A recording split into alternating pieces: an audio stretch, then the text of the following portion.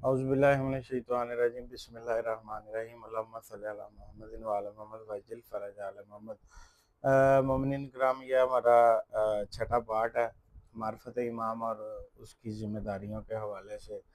तो इस पार्ट में हमने जो पाँचवें पार्ट में लास्ट इख्तिताम किया था कि हम आप रात को सोते हुए हर वाजिब नमाज के बाद अपने मौला का ज़िक्र करें, अपने मौला के साथ ज़्यादा से ज़्यादा रजू करें। तो हदीस पाक है कि जो शख्स भी अपने वक़्त के इमाम की मार्फत के बगैर मरा वो जाहिलियत की मौत मरा।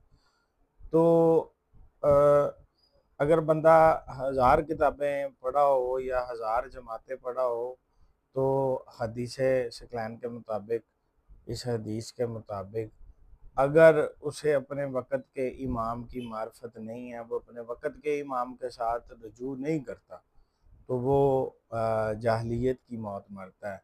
एक आप इसे आसान अल्फाज में यूँ समझें कि अगर एक बंदा पीएचडी डॉक्टर हो या उसने पी.डॉक किया हो, तो वो उसने किसी ख़ास सब्जेक्ट में किया हो, लेकिन उसने वो अपने वक़्त के इमाम से गाफिल रहा। वो पढ़ा लिखा तो होगा लेकिन वो जाहिल होगा, ठीक है? इसको इस ज़िम्न में लिया गया।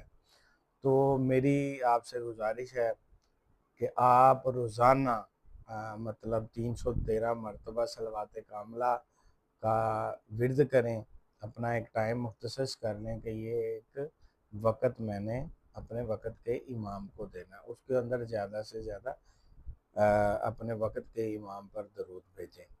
बहुत शुक्रिया, आप मेरे साथ रहिएगा और जो नए मोमिनीन शामिल हो रहे हैं मेरी वीडियो को लाइक